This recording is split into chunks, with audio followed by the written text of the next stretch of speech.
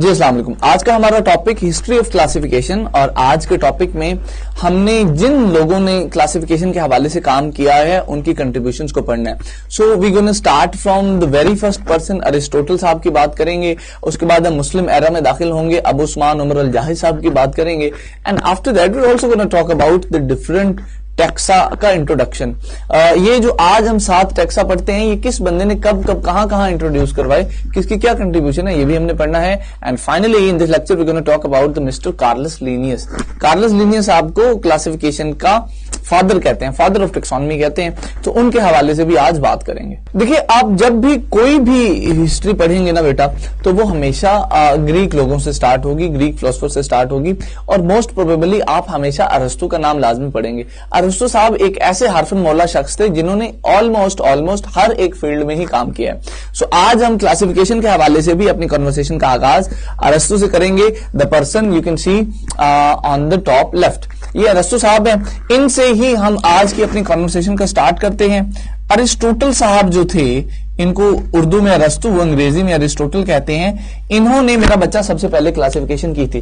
The very first classification that was done in the history of the mankind, it was by the Aristotle. इन्होंने क्या किया, he divided living organisms into 2 groups. इन्होंने ना जितने भी living organism उस वक्त मौजूद थे उनको 2 ग्रुप्स में डिवाइड किया था। इन्होंने कहा था भाई एक ग्रुप है प्लांट्स का और जो दूसरा ग्रुप है लिविंग ऑर्गेनिजम्स का वो एक्चुअली एनिमल्स का है। So this was a contribution of this person, the person on the top left, Aristo साहब, अरिस्टोटल साहब। अच्छा, जब भी आप ये ग्रीक एरा मुकम्मल कर लेंगे ना, तो हमेशा उसके बाद आप the golden age of Muslims में आएंगे। ग्रीक्स के बाद जो उरूज का दौर था वो मुसलमानों का था बेटा, और उसमें बहुत सारे मुसलमानों ने बहुत सारा काम किया। सो सिमिलरली अरस्तु साहब के बाद हम अगर आगे चलें तो अब हमारे पास कुछ मुसलमान साइंसदानों का जिक्र आता है, that is mentioned in your book, और उनमें एक नाम है जी अबू उस्मान उमर अल जाहिद साहब का। So after Aristotle let's move forward, और अब हम बात करते हैं जी अबू उस्मान साहब की। ये जो अबू उस्मान साहब थे, he was an expert of animals. ये एनिमल्स के एक्सपर्ट थे। सो इन्होंने एक बुक लिखी, इनकी कंट्रीब्यूशन ये है कि इन्होंने एक बुक लिखी और उस बुक के अंदर अराउंड 350 स्पीशीज ऑफ एनिमल्स के कैरेक्टर्स बताए। यानी उस वक्त जो मशहूर 350 के करीब एनिमल स्पीशीज थी, उनके कैरेक्टर्स अबू उस्मान उमर अल जाहिद साहब ने बताए। अच्छा, एनिमल्स में भी इनकी जो स्पेशलिटी थी वो आंट्स थी, वो चींटियां थी। तो इन्होंने आंट्स के बारे में, चींटियों के बारे में बहुत कुछ लिखा, बहुत कुछ लोगों को बताया। आफ्टर अबू उस्मान अगर हम थोड़ा सा आगे चलें तो the third person on the list is mister Ibn Rushd साहब। इब्ने रुश्द भी मुसलमान थे, और तीसरी contribution that is mentioned in your book वो है मेरा बेटा इब्ने रुश्द की। जो इब्ने रुश्द साहब थे, इनकी एक बहुत बड़ी कंट्रीब्यूशन है जी। इन्होंने एक किताब थी अरिस्टोटल की, उसका किया था तर्जमा। उस किताब का नाम था जी डी एनिमा। इसको अगर ट्रांसलेट करके पढ़ें तो इसका मतलब बनता है जी ऑन द सोल। अब इब्ने रुश्द साहब जो थे, ये क्योंकि मुसलमान थे और उस वक्त जो जबान इस्तेमाल होती थी ज्यादातर वो अरबी थी। देखिए, जब भी किसी कौम की तरक्की का जमाना आता है ना, तो उसकी जबान की तरक्की का भी जमाना आ जाता है। तो ये जो किताब थी De Anima, it was actually initially written by the Aristotle, और अरिस्टोटल क्योंकि ग्रीक था तो ये वाली जो किताब थी ये भी ग्रीक लैंग्वेज में ही लिखी गई थी बेटा। अच्छा, अब ग्रीक्स का दौर गुजर गया, मुसलमानों का दौर आ गया, तो ये जो इब्ने रुश्द साहब थे, इन्होंने इस अरिस्टोटल की किताब डी एनिमा जो ग्रीक लैंग्वेज में लिखी गई थी उसको ट्रांसलेट किया अरेबिक में। और ये जो ट्रांसलेशंस होती है ना जी, इनका बहुत फायदा होता है।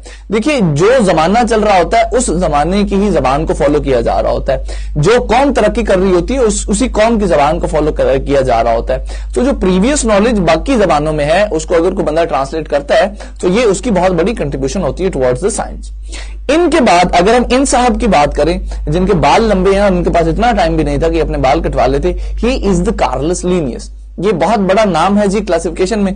आइए जरा इनके बारे में बात करते हैं कि लीनियस साहब ने एक्चुअली किया क्या। लीनियस ने सबसे पहली बात तो यह है कि एक क्लासिफिकेशन सिस्टम दिया, लीनियस ने कुछ क्लासिफिकेशन की। अच्छा, अब लीनियस जी की जो क्लासिफिकेशन थी ना, वो सिर्फ लिविंग ऑर्गेनिजम्स तक महदूद नहीं थी, बल्कि लीनियस ने पूरी की पूरी नेचर को क्लासिफाई किया। और लीनियस ने नेचर को मेरा बच्चा क्लासिफाई किया इनटू 3 ग्रुप्स। लिनियस ने कहा जी नेचर का एक ग्रुप है मिनरल्स, यानी जितनी भी बेजान चीजें हैं उनको हम रखेंगे मिनरल्स में। लिनियस नेचर का एक ग्रुप है जी वेजिटेबल्स, और नेचर का तीसरा ग्रुप है animals.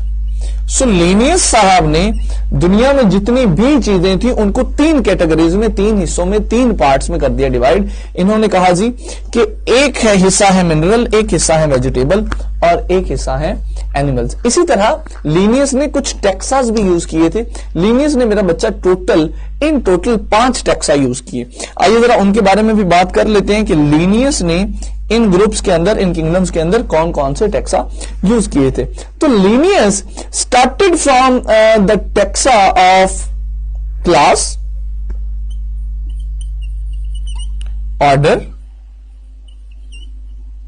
Genus, species and variety. ये 5 टेक्सा थे मेरा बच्चा जो लिनियस साहब ने यूज किए थे in these kingdoms, in these groups. 3 बुनियादी ग्रुप बनाए उसने नेचर के, और नेचर में जो टेक्सा यूज किए थे वो ये वाले 5 थे। You will have to remember these names कि लिनियस ने ग्रुप कौन कौन से बनाए थे और लिनियस ने टेक्सा कौन कौन से यूज किए थे। लिनियस के बाद बेटा हम अगर आगे चलें तो again there is a complete list. 5-7 साइंसदान अभी बाकी हैं जिनकी कंट्रीब्यूशन को हमें पढ़ना है, और उनमें से एक नाम है एंड्रिया सेसल पिनो साहब का।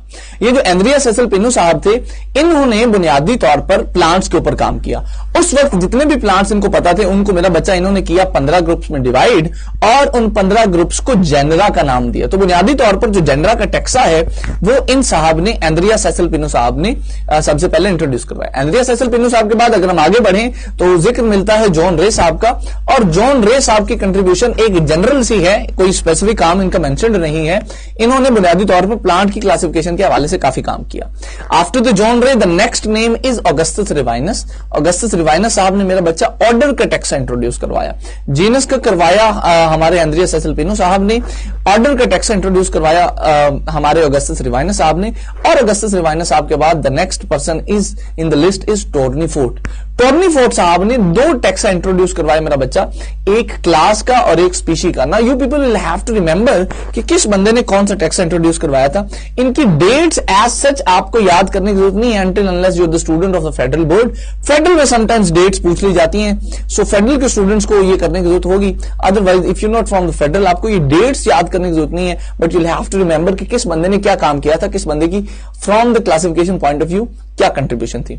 आज के लेक्चर के लिए इतना ही। आपका कोई सवाल हो तो आप मुझसे पूछ सकते हैं। See you in the next class. अल्लाह हाफिज।